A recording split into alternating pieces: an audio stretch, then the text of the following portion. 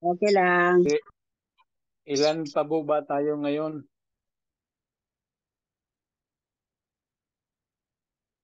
42, Dok. Mayroon, mayroon pa daw mga hindi pa nakapasok eh. Nasa bulletin. Humihingi ng link. Dahil alam mo naman yung iba, gusto nila na pagtingin sa GC, dyan kaagad yung link.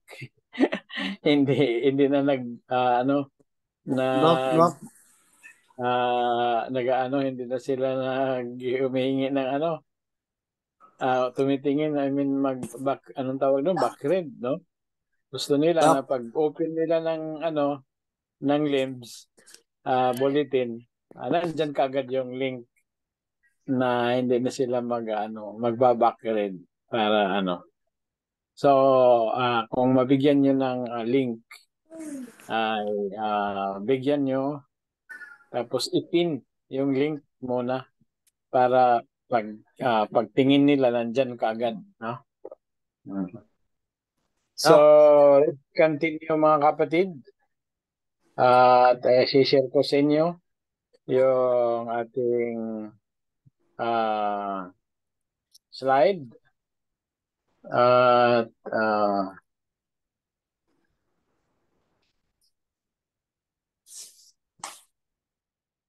nakita nyo na ba mga kapatid?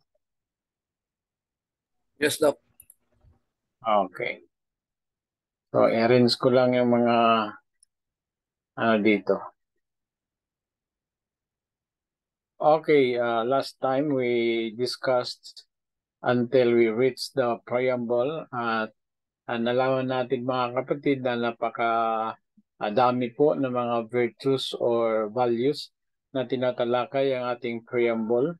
At nalaman din natin na ang isa sa mga probable reasons bakit hindi tayo nagiging matagumpay sa ating pakikibaka, no, against drugs and delinquency ay dahil po we have failed to what? Ano po 'yan? We have failed to isang linggo pala, nakalimutan mo.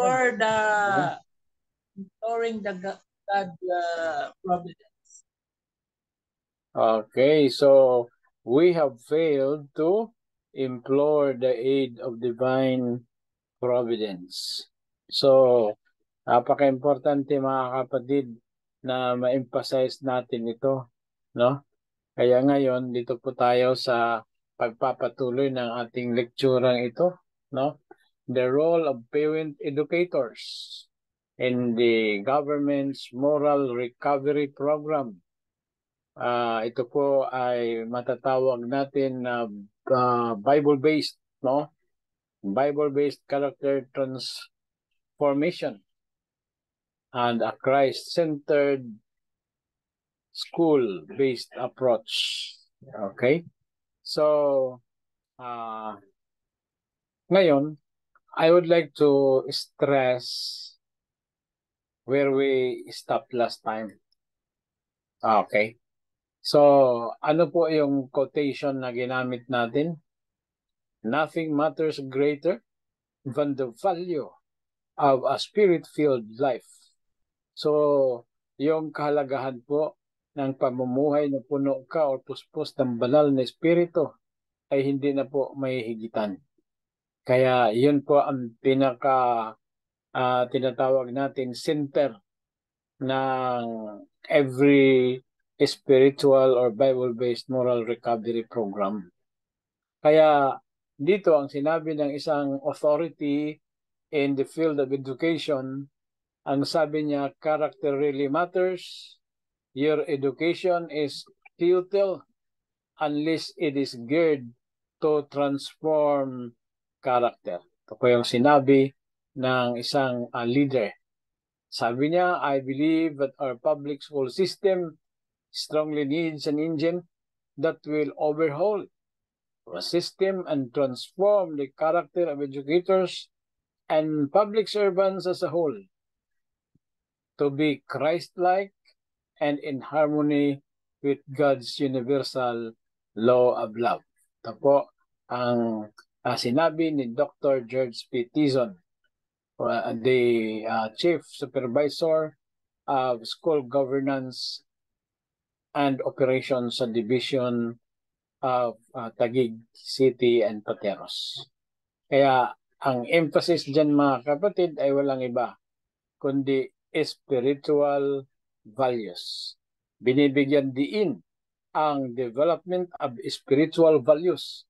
Kaya ito po ang ating tinututukan bilang Departamento ng International Chaplaincy Commission para mai-promote kung ano ang mga nakasaad sa Philippine Constitution, because we are working with our program Philippine Salvation, Iligtas ang Pilipinas, Philippine Salvation Army for Preamble Advocacy. Tayo po ang inatasan upang tayo ay kumilos upang iligtas ang Pilipinas sa graft and corruption, juvenile delinquency, at iba pang mga problema like ekonomiya, which is basically affected because of graft and corruption. So, tingnan po natin ang sinasabi sa Philippine Constitution, Article 2, Section 12. Ano po ba ang nakasulat? Sabi rito, the state recognizes the sanctity of family life and shall protect and strengthen the family as a basic autonomous social institution. So, ang isang pamilya daw po is considered by the Constitution as a holy, no? There is that element of sanctity, no, of the Christian life, the family life. Kaya ang estado, no, may batas, no, na dapat ang pamilya ay proteksyonan, no, at ang pamilya ay magbigay proteksyon, no, sa the state recognizes the sanctity of family life and shall protect, no? Ang estado ay naatasan, no? Na protektahan at palakasin ang pamilya as a basic autonomous social institution. Kaya ang tanong diyan, paano ba palalakasin ng estado ang pamilya? Of course, hindi lang po ito magagawa sa pamamagitan ng kanilang mga programa. There needs to be coordination and cooperation with non-government sectors, no? With other sectors, para with that cooperation ay maiparating ang programang pagbibigay ng proteksyon at pagpapalakas ng pamilya. At yun po ang ating hinahangad.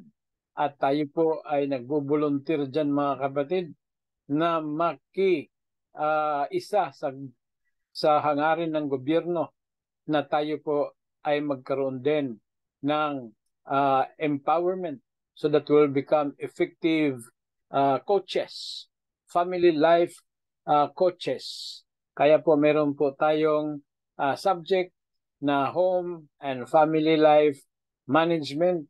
Yun po ang ating CCC certification 700, no, na yun po ay pinapangunahan ng ating resource person na si Chaplain Captain Sherlyn Mariano. So, wag po kayong a-absent sa subject na yan, no? Although absent po si Ma'am ngayon, si Ma'am Sherlyn, next time kayo po ang nandyan na po siya. So, wag po kayong a-absent, no? Dahil yun po yung certification. Okay? So, walang absinan mga kapatid dito sa ating subject, no? Para tayo po ay ma-strengthen, no? Ating family ma-strengthen, magkaroon tayo ng opportunity as chaplains na tayo din ay gamitin bilang mga mentors or bilang mga coaches. How can we coach if we do not know? We cannot give what we do not have. That's a fact na hindi madi-deny, no? Or undeniable. So, Article 2, Section 12, okay. Ano po ang nakasaad?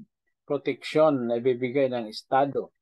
So, paano makapagbigay ang Estado ng proteksyon?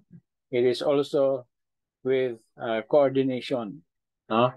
Okay. So, kung titingnan natin, ang emphasis ng batas is indeed spiritual values formation. No? Yun po talaga ang ini-emphasize. Spiritual values formation. Bakit natin masasabi na ang Article 2, Section 12 has an allusion or it connotes spirituality? It is because of the citation of the sanctity of family life. The sanctity of family life originated because the marriage or marriage institution is also a holy and a sanctified institution. Di ba katulad ng ating palaging sinasabi mga kapatid na mayroong dalawang institutions na sinanctify po ng ating Panginoong Diyos.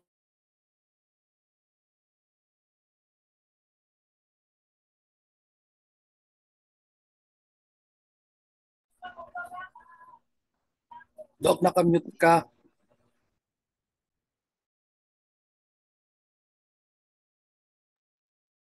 Nakamute nga kasi inuubo eh. Sorry. Okay. So, yun po mga kapatid, no? Na sinasabi natin, there are two institutions that were sanctified by God. The first was the marriage institution and the second was the Sabbath institution. So, since since marriage was sanctified by God, no? Then family life, kasi wala namang family life kung walang marriage, no? So, dapat it should be considered as also sanctified. Kaya po ito'y nag-stress din po ng tinatawag spiritual values formation. So, dito sa Article 2, Section 12, mga kapatid, ay sinasabi din, it shall equally, no, hindi lang basta-basta protection ang gusto ng gobyerno, no?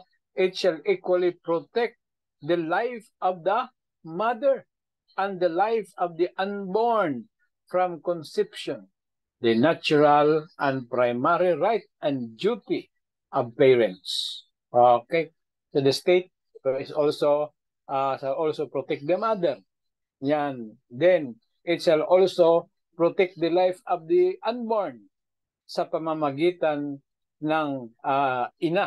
No? So, the state will protect the mother and the mother is enjoined also to protect the child.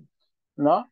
So, ito po yung sinasabi na the natural and primary right and duty of parent ay ano po? Sabi rito ay siyempre patungkol pa rin sa spiritual values formation.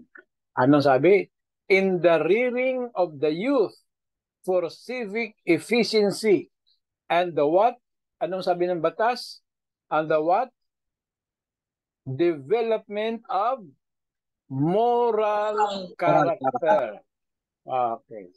So, ito pong inatas, no, na development of moral character ay sinasabi rito ay dapat bigyan ng suporta ng gobyerno, no?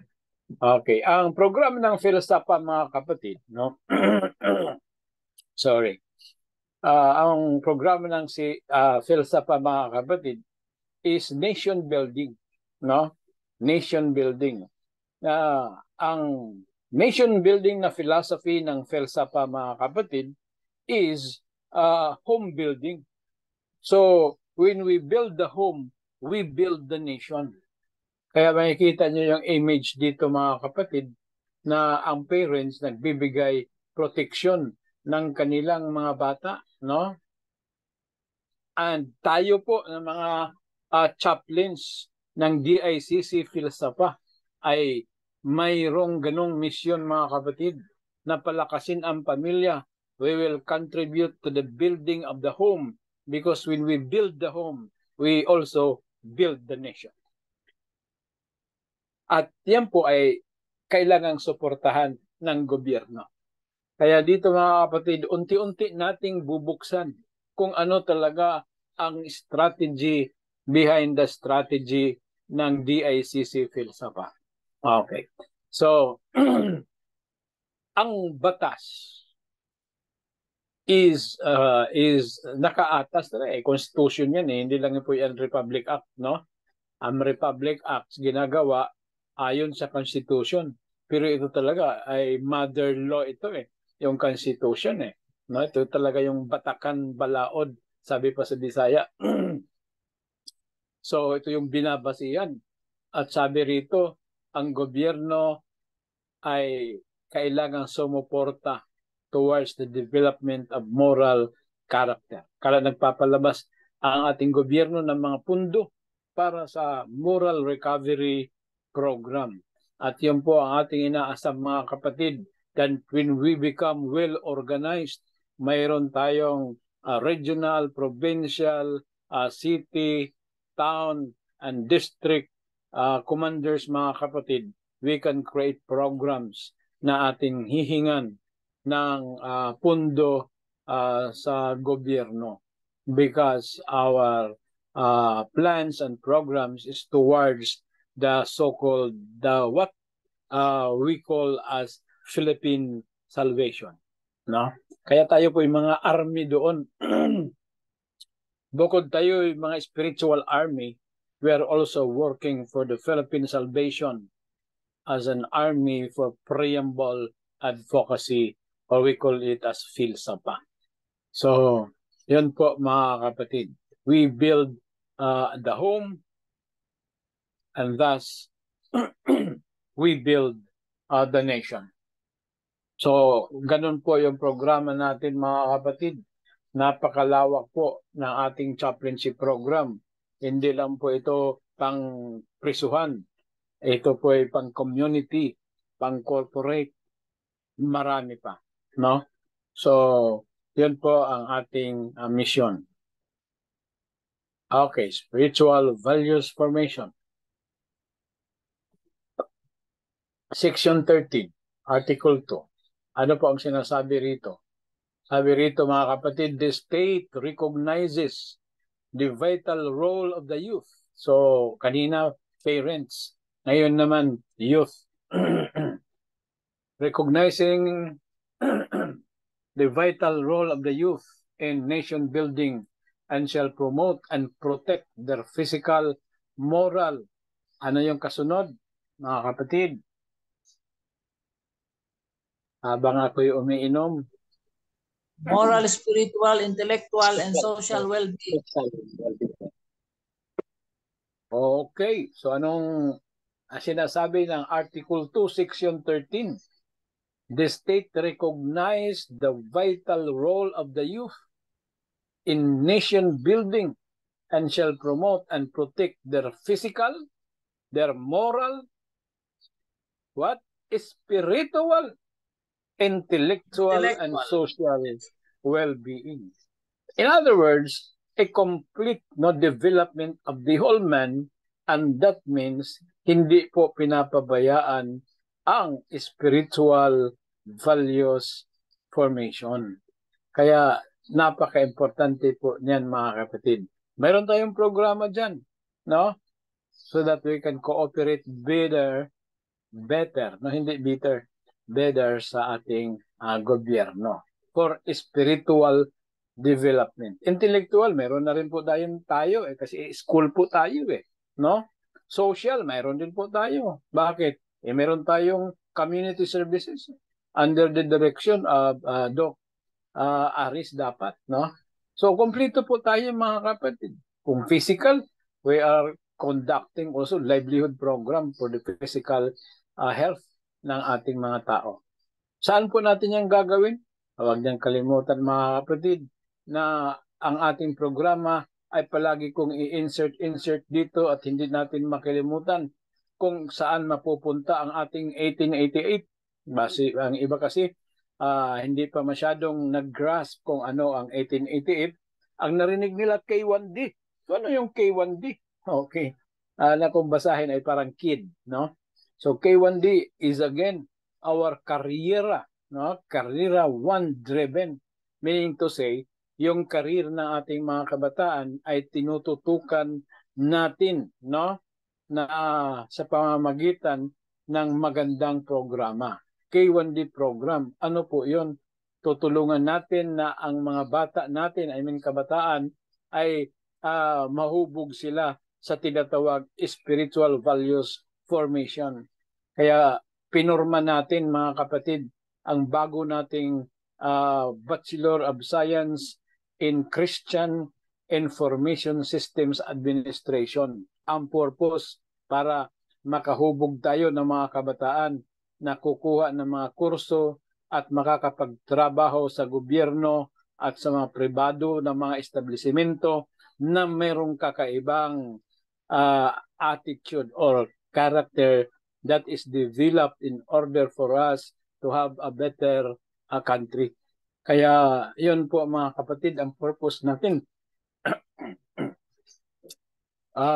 Kaya po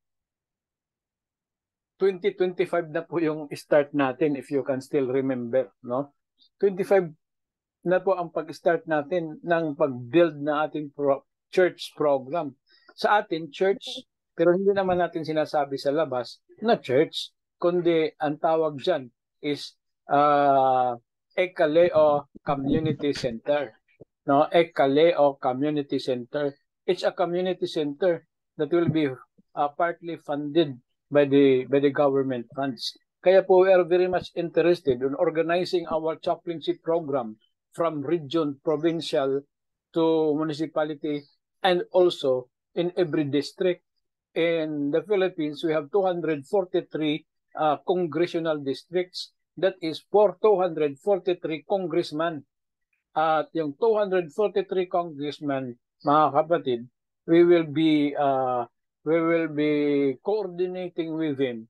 Kasi po nandoon sa kanila yung pundo mga kapatid para ma-build natin ang ating community center which will be a multi-purpose center. So yung center na yan mga kapatid which will be partly funded by the government, dyan po tayo magpapasimula sa ating mga livelihood program, yung tinatawag na social development, yung tinatawag nating physical development through the offerings of our mga programs na sa ngayon po we are undergoing training, no? Training seminars at yung mga hindi pinagbabawalan ayun po ay Master of Phytoscience, no? Para sa mga pinagbabawalan na hindi na po Master of Phytoscience, Seminar in Phytoscience na lang kasi pinagbabawalan na silang mag-aral pero hindi naman binabawalan mag-seminar. No? Parehas lang po yan. Ang importante mga kapatid, ang knowledge natin dyan, no? Hindi yung papel, no? Pero mas maganda sana kung mayroon ding papel. Pero importante yung knowledge na paano tayo makapag-formulate ng mga produkto mga kapatid para ito po ay ating ma-develop at magkaroon po tayo ng 60 centers, multi-purpose center. Yun po ang multi-purpose center mga kapatid.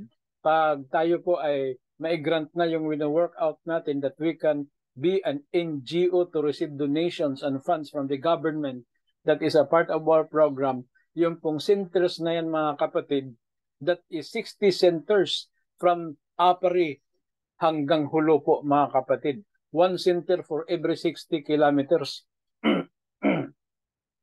At dyan po magpapasimula ang Ekaleo Community Center. Mag-i-expand po yan. Magkakaroon na tayo ng tinatawag restaurant.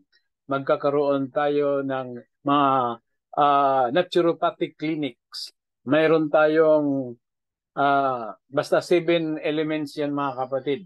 No? Tingnan nyo na lang sa brochure na pinadala ating pinost last time. 7 po, no? 7 features na ating centers. Okay. So, ipanalangin po natin yan mga kapatid palagi kasi nandyan po ang ating ministry. We need 720 workers in order to manage that 60 centers from the northern part of Luzon to the southern part of Mindanao. 1 for every 60 kilometers. No? So, yun po ang ating target mga kapatid, no? Because we will be behind what the Constitution says that we have to protect the physical, moral, spiritual, intellectual, social well-being. Imagine if we have 60 campuses, no, sa buong Pilipinas, no, along the Asian Highway 26 or what we call as the Maharlika Highway. Ay yun po ay napakaganda mga kapatid. Pupunta doon ang ating mga estudyante dahil well-scheduled po ang ating klase, no? Hindi po sila makakagastos ng mahal. At saka, syempre, napakamura po ng ating tuition habang ang ating namang mga instructors ay well-qualified, no? Ito na yung panahon na ang ating mga Adventist ay magiging graduate sa LIBS mga kapatid sa ating kurso that is now being applied for accreditation sa CHED. When they graduate with accreditation, they cannot just work, but they can also teach in our schools. 720 workers. Ilan pa lang tayo? Sabi ni kapatid na Makam, 42, no? Wala pa tayo sa kalingkingan ng ating dream mga kapatid no? Mahina ang recruitment, mahina ang mga invitation, no? So invite pa more, sabi pa, no? Kasi yun po ang ating programa. At we will continue with this mga kapatid. At para po tayo ay ma-empowered. So, ulit-ulitin ko lang po yung emphasis mga kapatid para hindi natin makalimutan that we are bound in order to develop the spiritual values formation para sa ating mga kabataan and also to support our parents. Article 14, Section 3. Ano po ang sinasabi? To foster love of humanity. Tingnan natin kung baka may... Okay. Sinasabi rin po, no? To foster love of humanity, respect for human rights, strengthen ethical and spiritual values, develop moral character and personal discipline. As you graduate from Bachelor of Studies in Divinity, sasabak po kayo mga kapatid in a more upgraded and level up na pag-aaral sa Master of Divinity, Major in Pastoral and Chaplaincy Ministry. Dito po tinututukan natin ang iba't ibang pag-aaral that focus on ethical and spiritual values. Kaya dahil po ito ay kailangan ma-develop sa bawat isa. Then also to develop moral character and personal discipline. Bakit po?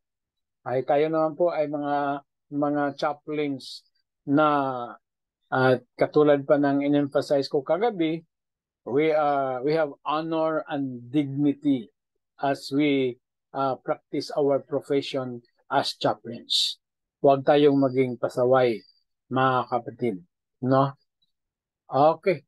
So again, ang focus ay spiritual values formation. So, yun po ang provision ng batas mga kapatid.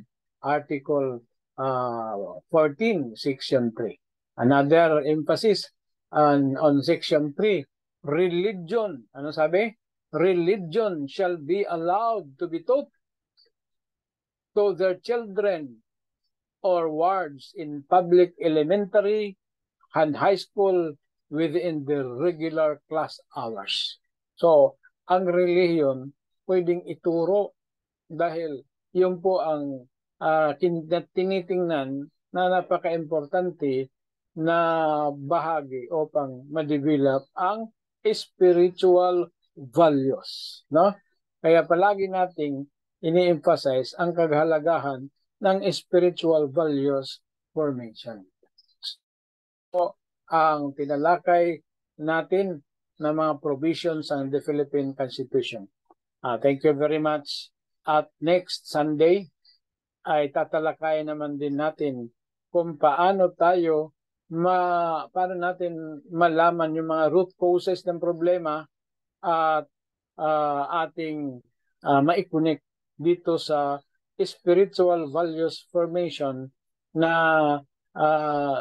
tinuturo ng Philippine Constitution. So, dito lang po muna tayo mga kapatid at magkaroon po tayo ng break for 2 to 3 minutes before we give the time to Captain Ramak para sa kanyang talakayan on transformational leadership. Dahil ito po'y kailangan din lalo na sa ating bureaucracy. God bless po sa ating lahat. Doc Ray, question po. Sige po, question. Clarification, sir, especially for yung mga bago po na fast tracker, are they entitled for recruiting Yes. as early as now? Oo, kung hindi nila type yung recruitment, ang tawag doon ay invite, no? Kasi may mga allergy sa word na recruit eh. No? Okay. Kasi ang recruit palaging naliling sa tinatawag illegal na word, illegal recruitment. Invite na lang. Okay. Pwede pong mag-invite. Meaning to say entitled po. Tayo. Opo, lahat po. Hindi lang entitled. Enjoined. Oo, enjoined as chaplains, no? Dapat po talaga tayo po ay mag-recruit. Mag-recruit po sa mga in-specify natin na mag-join. Elders, deacons, church school teachers, colportors, master guides. Yun po ang pinakakasi mga grupo sa kung saan ating i-invite. Pwede naman yung iba, at least basta sigurado tayo good standing, no? Kasi bakit elder, deacons, master guides, alam na natin, given na yan na yung mga taong ito sa church, yun talaga sila yung mga good standing, no? So, yun po, no? We are not just entitled, we have also we're actually enjoined, no? Okay, enjoined to help develop sa ating mga kasi kailangan natin punuin eh. Lalo na yung magiging district commanders, no? District commanders ng bawat distrito. Kasi they will be directly contacting the congressmen, no, from which we are going to appeal for funds. So kailangan natin mapuno kasi ang ating number ngayon mga kapatid hindi impressive eh, no? Hindi pa impressive kasi pa lang tayo eh, konti pa lang, no? But kung mapuno na natin yung lahat ng regions, mapuno natin lahat ng provinces, mapuno na natin lahat ng cities and municipalities at lahat ng 243 districts nationwide, then and only then can our organization become an impressive organization. At dyan lang po tayo papatok pag tayo humingi ng pundo sa mga senador at saka sa mga sa iba pang mga politiko. Bakit? Yun po ay alam niyo naman mga kapatid, no? Pag sila po ay nagpapalabas ng pondo, tinitingnan po muna nila ito ba ay merong political value, no? So ako po ay matagal sa politika mga kapatid, no? Since 2004 hanggang 2019, alam ko kung ano ang tinatawag political value, no? So yun po ang tinatawag na inducer ng pagpapalabas ng pondo. Pero kung wala tayong political value mga kapatid, ay well, tuloy-tuloy lang tayong magbenta ng alingatong at alingatong at ano pa yung isa?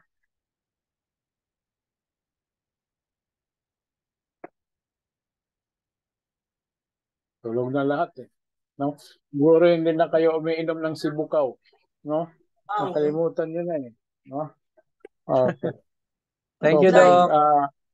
pag hindi natin mapa-impress yung sources ng funds mga kapatid, well, magdidepende lang po pa rin tayo ng alingatong at saka sibukaw, no? At medyo mabagal po yan mga kapatid, no? Mabagal po, no? Pero okay naman din, no? At meron pa tayong madadagdag ng mga produkto kasi meron tayong pumasok na inventor din dito sa ating klase, no? We have soon to be a doctor din si prospective Dr. Raul Tagaraw from Basilan. Hindi natin alam, no, na pumasa yung kanyang mga invention at mabigyan natin siya ng doctor of kung ano yung magiging doktor sa kanya, no? So, meron tayong dalawa ngayon ng mga inventor, product inventor na hindi yung unique kasi yung mga soya milk, mga wala na yun eh. Lahat naman halos gumagawa ng soya milk eh. Corn coffee, hindi na po yan unique. No, kailangan natin makita yung mga unique na mga products na tayo po mismo mga kapatid ang magpapatronize mula Apari hanggang Hulo. Imagine 60 centers po yan mga kapatid eh, no? So for every 60 kilometers, yung mga sasakyan na magta-travel diyan, magda-drop by sa ating center, sa ating community center, ay kakain sila doon. At pag kumain sila, talagang nakaka-impress yung luto ni Chaplain Ezequias, no? Masarap pala magluto si Chaplain Ezequias, no? Ano ba ito? Sabihin natin, ay, kung gusto mo ma'am, mag-take out, mayroon tayong products dyan. Nakadisplay na yung ating mga products na napakaganda at napaka-impressive. So, hindi lang sila kumain, no? Hindi lang sila kumain sa ating restaurant. Paglabas nila, may take-home pa ng mga products. Okay. Pag napagod, akyat sa taas. Kasi meron naman po tayong tulugan sa itaas. Kasi siyempre nagda-drive, di ba? Nagda-drive sila. At siyempre darating ang panahon, lalo na pag long driving, napapagod na sila, naantok na, magda-drop by sa ating center. Kasi meron din po tayong tinatawag inn, no? Kumbaga, meron po tayong sabihin natin, no, parang hotel din, no? Parang hotel yung ating center. So, makakaparelax sila. Hindi sila maiwasang madisgrasya. After kumain ng ating masasarap na mga vegetarian na mga pagkain, medyo makapahinga ng konti, manood muna ng Hope Channel. So, pag medyo inantok-antok na, matulog na, no? Libre lang po ang pagtulog mga kapatid, no? Kasi wala pong bayad ang pagtulog sa ating center. Ang may bayad na yung pag-check out, no? Pag-check out, magbabayad na po sila. So ayaw nilang magbayad, wag na silang magising. Kasi ang libre po, pagtulog lang. No? Sir, libre ang tulog. Pero pag Talaga? nagising ka, bayad. Ayaw mo magbayad, huwag ka nang magising. Okay. So, yun lang po mga kapatid. Dahil sorry po sa Doc Ano, Ray, na permission to sunod na speak. Doc Ray. speaker. Yes, sir. Doc Ray. Doc Ray. Yes. Doc Ray. Yes, Doc Ray.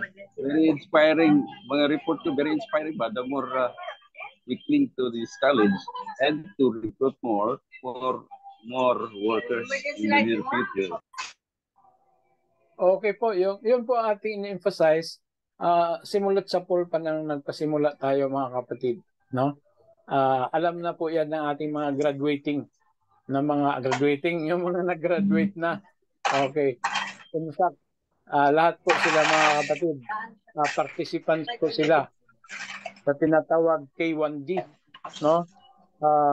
Sila po ay mga Spartans ang tawag namin dahil sila po yung nakapag-achieve ng platinum, no? Ang requirement namin doon ay 10 platinum. Tapos ngayon po binawasan na po ni Doc Aris, 5 platinums na lang. Pero i-explain naman din po yan ni Doc Aris kung ano yung 5 platinum doon sa kanyang subject, no? So tuloy-tuloy lang po tayo sa ating promotion mga kapatid. We need 12 workers for every center. Times 60, we have 720 workers. Tayo po ngayon ay ano pa lang yung 42, hindi pa yan lahat magwo-work sa ating Calio Community Center kasi you have to transfer, no? You have to relocate, no? Kaya padamihan pa natin ang recruitment mga kapatid. Kasi Doc Ray, permission to speak. Sige po. Okay. Chaplain Sharon po ito, Doc Ray. Clarification lang po, nag-stop ako ng pag-recruit kasi di ba last meetings natin, 2 meetings ago, nabanggit nyo po na stop muna tayo kasi nga mahirapan ang humabol sa klase. Paano po ang klase ng mga new latecomers? Kung magre-recruit pa po tayo. Ang stop po sa recruitment ay yung regular po. Pero yung chaplaincy natin, tuloy-tuloy pa rin po mga kapatid. Kasi mayroon po silang tinatawag na libre na PPV. Sa regular, hindi po kasi libre yung PPV. Nababayad ka talaga 555. No? Pero mura lang naman, parang sardinas lang yan 555. So, ang tuloy-tuloy natin mga kapatid doon po sa ating CCC kasi po accessible ang ating PPV ng walang bayad, no? Absolutely free. Okay.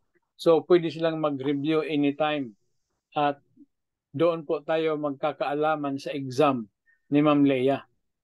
No, kung pumasa, ibig sabihin nakikinig. Kung hindi pumasa, ay siyempre hindi nakikinig. No? So, clarification, Doc. So, pwede pa rin pala tayo mag-recruit. Kaya lang, ang kanilang schedule of classes ay tuwing Sabado ng gabi lang po. Opo, 4 subjects. Pero malaking kabawasan rin yan. Kasi pagdating ng January, pagpasok nila sa regular, kung sila ay mag-decide na mag-regular, meron na silang pundo na 4 subjects. Okay. So, another clarification. So, ang registration nila po ay allowed lang, allowed lang po natin is 99. Wala muna silang uniform. Wala pong registration. Wala pong registration sa CCC. Sino bang sabi merong registration?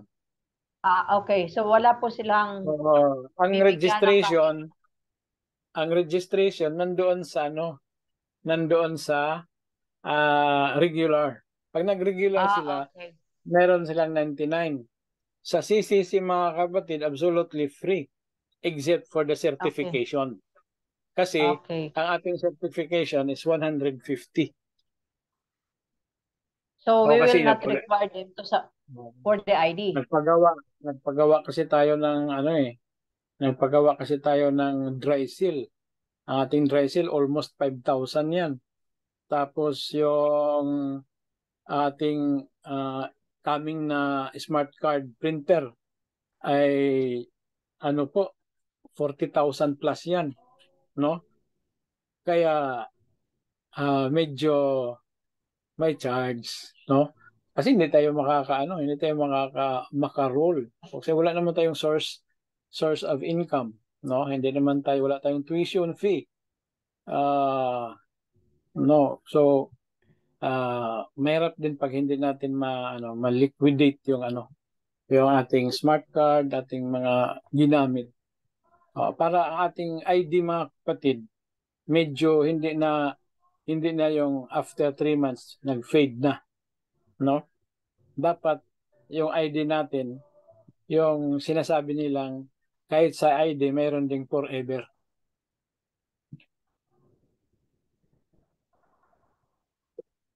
So Doc Ray, just let them fill up na lang ng registration form and nothing to pay para doon sa Yes. mga Absolutely okay. free. Pag nag-transfer na sila sa Okay. regular, yan na po kasi Doon doon pala. po ay semestral na po. Pag fast track, Okay. trimester. Okay. Pag regular, semester, fast track, trimester.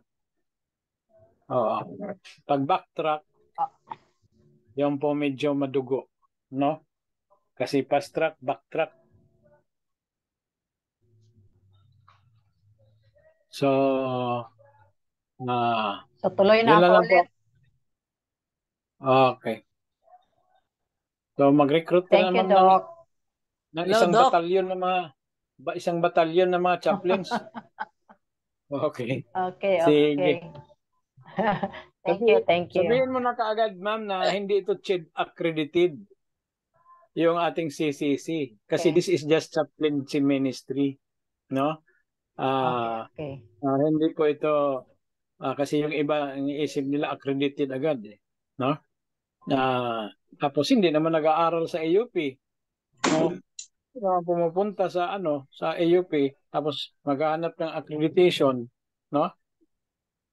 Tapos meron naman tayong Okay. Ma'am C, malapit lang naman. Ba't hindi mag-aaral doon, no? So, ang tawag diyan ay kumbaga basta may objection lang, no? Pero ay hindi talaga actually interested sa tinatawag CHED accredited. Kasi kung interesado pa talaga at yun ang hinahanap, nandyan lang yung Ma'am C, CHED accredited yun. Nandyan lang yung AUP, CHED accredited din yun. Ang problema, no? Ang problema lang doon ay wala sila sa ating ino-offer. Wala naman sila sa kurso na Okay. ating ino-offer. Yun lang. So hindi pa rin sila makakapunta doon kasi ang kurso natin wala doon. Nandito lang. Tsaka libre po, no? Kahit sa ating Master Thank of you very Divinity, much. ating Master of Divinity wala din po doon. Kahit pumunta ka ng AYAS, wala doon. AUP, wala doon. INLAC, lahat ng mga Adventist schools, wala doon. Nandito lang po sa atin yan. Bakit? Ako po yung gumawa nun eh. Imposible naman na nandoon sa kanila eh. Ako yung gumawa ng ating curriculum eh. Okay. So, magtaka na ako kung bakit meron na sila. No? Hindi naman galing sa kanila kundi sarili natin. At sinundan natin ang international standards and education, mga kapatid. So thank you very much. Ibigay na natin ang panahon kay Ma'am Ramak, no? Alam niyo si Ma'am Ramak, yan eh. Talagang